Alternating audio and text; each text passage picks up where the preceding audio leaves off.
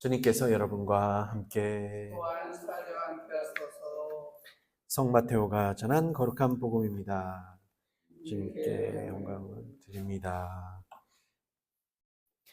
그때 베드로가 예수께 와서 주님, 제 형제가 저에게 잘못을 저지르면 몇 번이나 용서해 주어야 합니까? 7번이면 되겠습니까? 하고 묻자 예수께서는 이렇게 대답하셨다. 7번뿐 아니라 7번씩 70번이라도 용서하여라.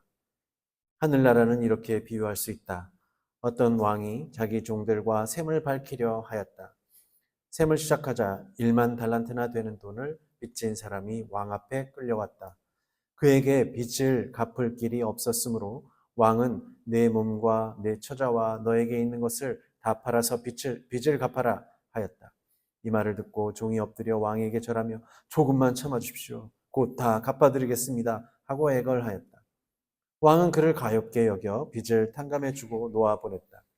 그런데 그 종은 나가서 자기에게 100데나리온밖에 안 되는 빚을 진 동료를 만나자 달려들어 멱살을 잡으며 내 빚을 갚아라 하고 호통을 쳤다. 그 동료는 엎드려 꼭 갚을 터이니 조금만 참아주게 하고 애원하였다. 그러나 그는 들어주기는커녕 오히려 그 동료를 끌고 가서 빚진 돈을 다 갚을 때까지 감옥에 가두어 두었다. 다른 종들이 이 광경을 보고 매우 분개하여 왕에게 가서 이 일을 낱낱이 일러바쳤다. 그러자 왕은 그 종을 불러들여 이 몹쓸 종아, 네가 애걸하기에 나는 그 많은 빚을 탕감해 주지 않았느냐? 그렇다면 내가 너에게 자비를 베푼 것처럼 너도 네 동료에게 자비를 베풀었어야 할 것이 아니냐? 하며 몹시 노하여 그 빚을 다 갚을 때까지 그를 형리에게 넘겼다. 너희가 진심으로 형제들을 서로 용서하지 않으면 하늘에 계신 내 아버지께서도 너희에게 이와 같이 하실 것이다. 주님의 복음입니다. 그리스도를 찬미합니다.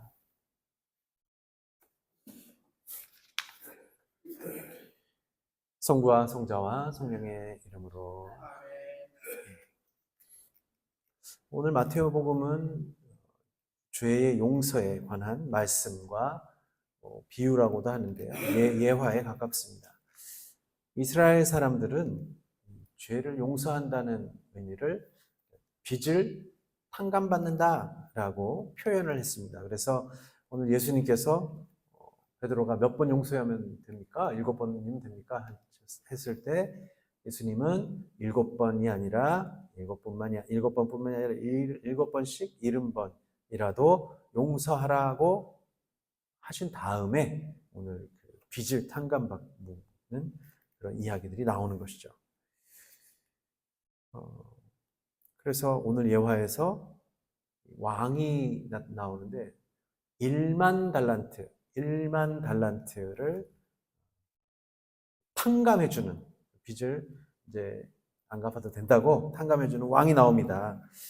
그래서 1만 달란트가 얼마냐? 지난번에도 말씀드린 적이 있는데 보니까 자료를 또 보니까 16만 4,383년간 일하는 노동의 보수랍니다. 16만 4,383년. 네, 그러니까 감이 잘 안 오시죠? 그러니까 예를 들자면 한 사람 1년 연봉이 3천만 원이다. 우리 한번 그렇게 그 사람이 3천만 원 받는다. 세후에 세전 말고요. 세금 다 빼고 3천만 원이라고 하면 이게 16만 4,383년 동안 일하면 대략 5조 원 가량 됩니다. 5조 원.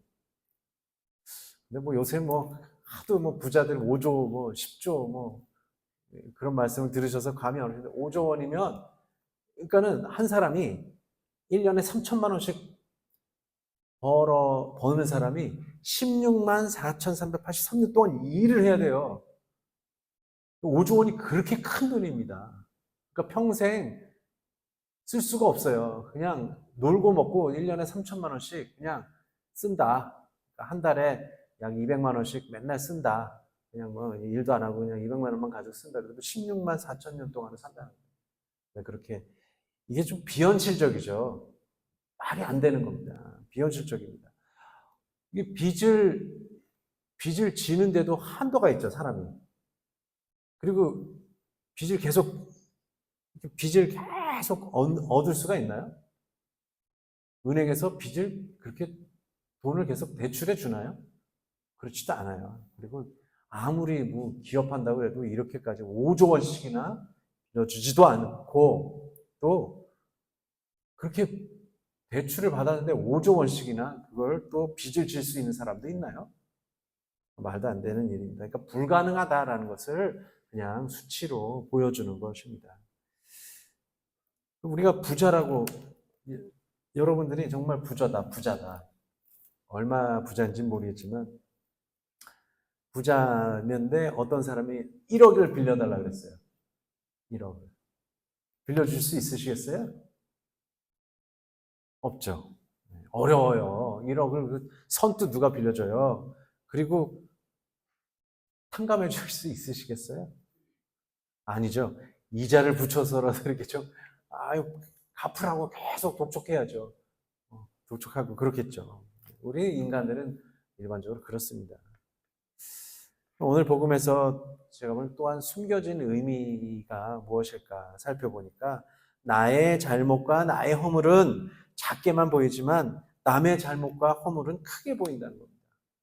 나의 죄가 아무리 클지라도 어떻게 해요? 그러면 용서받기 위해서 머리도 건져 천절히 기도하면서 불쌍한 척하고 좀 봐달라고 계속 그러잖아요. 근데 다른 이의 잘못과 허물은 내가 지은 죄보다도 더 크게 여기고 판단합니다. 그러니까 복음에서 그런 얘기를 하죠. 야, 빨리 내 돈 갚아. 이렇게 얘기합니다. 그리고 감옥에 가둔다고 나오죠.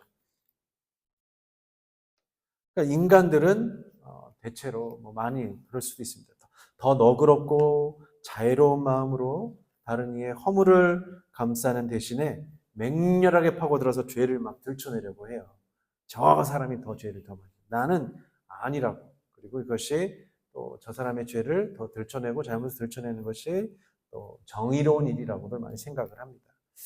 그래서 예화에서도 무자비한 종이라고 제목이 붙여 있는데, 무자비한 종은 자기에게 적은 돈을 빚진 이를 재판에 붙여서 감옥에 가두어둡니다. 근데 사실 보면은 자신은 감옥에서 평생을 속죄하면서 16만 년 동안을 속죄하면서 형을 채워야 하는 사람임에도 불구하고 은혜를 받아서 살아난 거잖아요. 풀려난 거잖아요. 은혜를 받아서 풀려났는데, 이제 다른 동료들에게 만나서는 인색하고 마치 정의의 사도인 양, 너 나한테 빚졌으니까 갚아라. 악착같이 해서 한치의 자비도 보이지 않는 이야기가 나옵니다. 그러면 그 적은 빚, 빚도 적은데 그 인색함이 오늘 그를 지옥으로 몰아넣게 됩니다. 그러니까 오늘은 더 나에게 잘못한 일을 용서를 하여라 라는 이야기도 있지만, 숨은 의미 중에서는 판단하지 마라 라는 것도 있습니다. 그러니까 판단하고 싶거들랑 먼저 자기 눈에서 뭘 보라고요? 티끌이 아니라 들보를 보라고. 그래서 그걸 먼저 끄집어내라 하는 거죠. 마찬가지로 다른 사람에게 빚을 갚으라고 강요하기 이전에 하느님에게서 셀 수 없는 큰 빚을 지고 있었고 그거를 탕감받았어야 되는 걸 먼저 알아야 한다. 그리고 복음은 말하고 있는 거죠. 그래서 우리는 주님께 정말 씻을 수 없는 죄를 지었습니다. 그리고 우리가 죄 없다고 하면서 우쭐대기도 하였습니다. 그래서 남을 죄인이라고 판단하고 나는 그보다도 더 적은 죄를 지었고 나은 사람이라고 자만도 하였습니다. 오늘 복음에서 예수님의 마지막 말씀 보면 우리가 서로를 증오하고 용서하지 않을 때 하느님께서 당신의 마음을 바꾸지 않으시고 우리들이 원하는 대로 그냥 두신다고 하십니다. 그러니까 신경 쓰지 않겠다. 너희들 멋대로 해라. 방관하시고 무관심하게 되신다는 겁니다. 언제요? 우리가 서로 용서하지 않고 증오하고 그럴 때.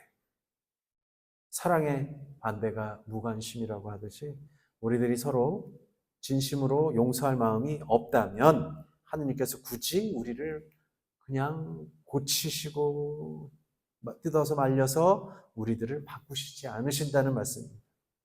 아니면 바꾸실 마음이 없으시거나 딱 우리의 신앙이 그렇게 되면 거기까지 해서 멈춰섭니다. 우리의 처지가 만약 그렇게 된다면 용서할 마음도 없고 그냥 이렇게 살아가려고 한다고 하면 수십 년간 마음 공부한다고 하는 것들이 다 도루묵이 되어버리고 또 그냥 하느님을 잃어버린 채 자비로우신 왕을 잃어버린 채 살아가게 됩니다. 저는 우리가 그런 상태에서 허우적거리지 않았으면 좋겠습니다. 그래서 용서하시고 대신 자비를 해보십시오. 하느님의 마음이 우리를 관심을 가지시도록 우리가 먼저 용서하고 용서받을 사람이 되도록 기도합시다. 성부와 성자와 성령의 이름으로 아멘.